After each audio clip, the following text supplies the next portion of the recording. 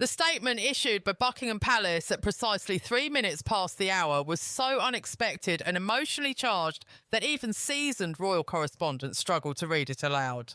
This had nothing to do with ceremonial duties, titles, or tradition. This time, all attention was on the youngest royal, Prince Louie. Within moments, televisions froze, phones buzzed endlessly, and one question rippled across the nation. Why had the palace broken its silence for him? How serious could it be? Before diving into the implications for the royal family, make sure to subscribe so you don't miss any updates. There have been no whispers in the press, no pre-briefings, no rumours to prepare anyone.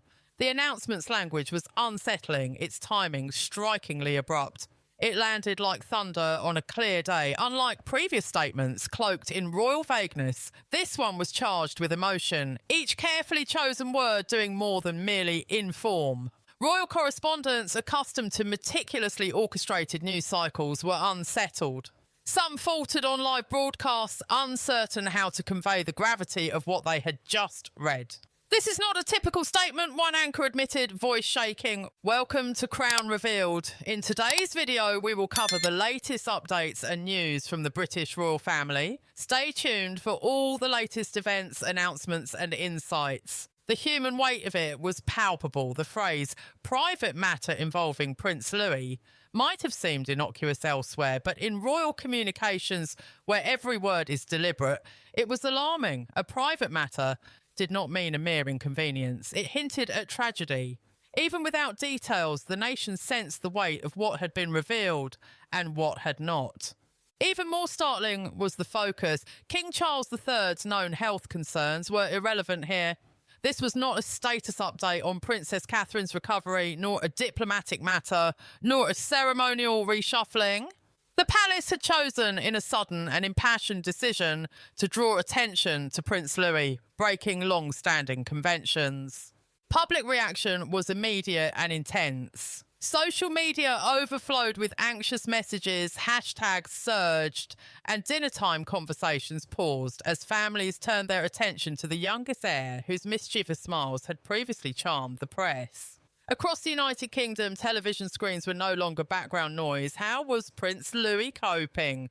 The recent royal upheavals added to the collective anxiety. Princess Catherine's prolonged illness, King Charles III's frailty, and the monarchy's insistence on composure had already strained the nation's emotions. Now, with Prince Louie at the centre, it seemed as though the very foundation of the royal family was under scrutiny. As the palace statement circulated, insiders noted, royal statements are designed to conceal more than they reveal. And indeed, the truth lay in what was deliberately left unsaid. Yet beneath the polished phrasing was a tremor. Experienced palace observers detected subtle shifts, softer language, emotional undertones, and a quiet plea for privacy. This was not about crisis management. It was about tending to something profoundly human. Behind those words, a hidden reality was emerging within the Wales household. The monarchy usually speaks, but with calculated, cold precision. Every phrase is polished to remove any hint of vulnerability. But this statement about Prince Louie was different. It trembled. The simple words, "The family is grateful for the kindness of the public," were almost a cry to those fluent in the royal language. The palace does not thank the public lightly. When it does, a storm is brewing. Anxiety was heightened by the lack of preparation. Senior aides, normally involved in every high-level disclosure, were caught off guard. No draft circulated, no memoranda existed. Not even the palace's best-connected reporters received warning or leaks. Silence in the royal machine rarely occurs without reason. It usually signals something serious. But as reporters probed, they found a disturbing absence of usual markers. No hospital visits, no visible incidents. Speculation grew. Whispered conversations among insiders focused not on the monarch or the Princess of Wales, but on Prince Louie. Words like withdrawal, or emotional distress, and behavioural changes were now associated with a young royal, a rarity. For a castle built on image protection, the language felt exposed. There were no euphemisms, no vague allusions. Human weakness was laid bare, the very thing the monarchy fears most. Focusing on Prince Louie, still very young, signalled a shift. Mystery was no longer being preserved. The public was being prepared to confront a deeper reality. Insiders confirmed this was not a publicity stunt. Something real was straining tradition. In a world built on silence, this kind of emotional honesty was rare and perilous. Near Kensington Palace, one source summarised it plainly. There was no plan. They were simply in pain. Princess Catherine and Prince William could no longer pretend all was well. Inside Adelaide Cottage, their youngest child was struggling, and hiding it had become impossible. The palace's vague reassurances could no longer mask the truth. It was not advisors or officials who spoke next. It was a father who had reached his limit. Prince William stepped forward without a script, without ceremony, without the shield of protocol. What followed stunned the world. This was not a future king speaking. It was a parent unravelling. His voice cracked. He paused, heavy silence filling the room. In that moment, royal invincibility dissolved. He spoke not with ceremony, but with raw stillness. Prince William, long a model of composure, stood without armour. No titles, no rehearsed lines, just a trembling breath and eyes that could no longer hide pain. Finally, he said it. Prince Louie has been struggling. Those words changed everything. The world recognised the reality behind them. He described months where days blurred and nights were sleepless. A child once mischievous and charming had become withdrawn, sometimes sobbing uncontrollably, other times lashing out at shadows only he could see. Princess Catherine's illness had shaken the family's foundation, but Prince Louis, young and vulnerable, absorbed the deepest fractures. At first, Prince William admitted he missed the signs, juggling hospital visits, state duties and fatherhood. He tried to stay strong, but strength came at a cost. He recalled evenings when Prince Louis would sit outside Princess Catherine's door, silent, waiting, unfinished meals, games left hanging, questions unanswered.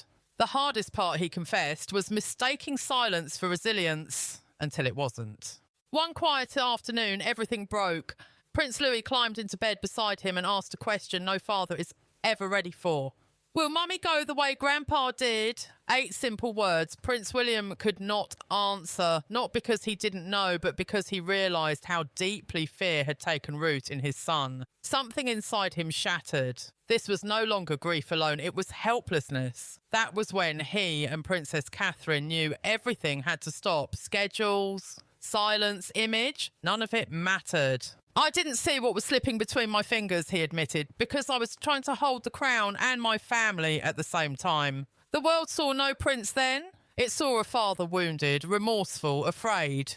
Yet behind closed doors, another painful truth emerged. Princess Charlotte, the steady presence often overlooked, had been silently bearing her brother's pain. When she finally broke down, the family faced a devastating realisation.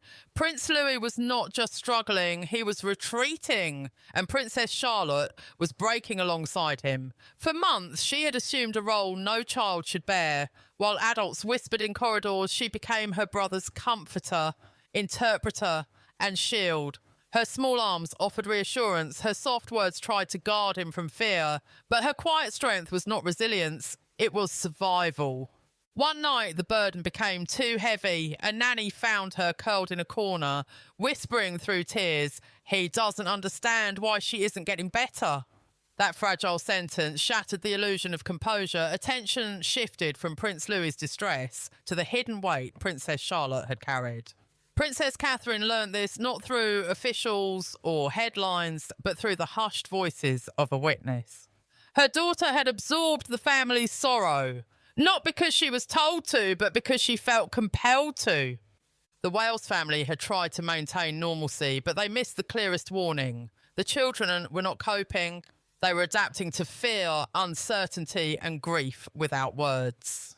Prince Louis, once lively and carefree, had become distant. He no longer asked if Princess Catherine would come downstairs. He stopped reacting when plans changed. Laughter faded. Silence from adults, strategy meetings, careful smiles taught him one lesson. Something was terribly wrong, and speaking about it was worse.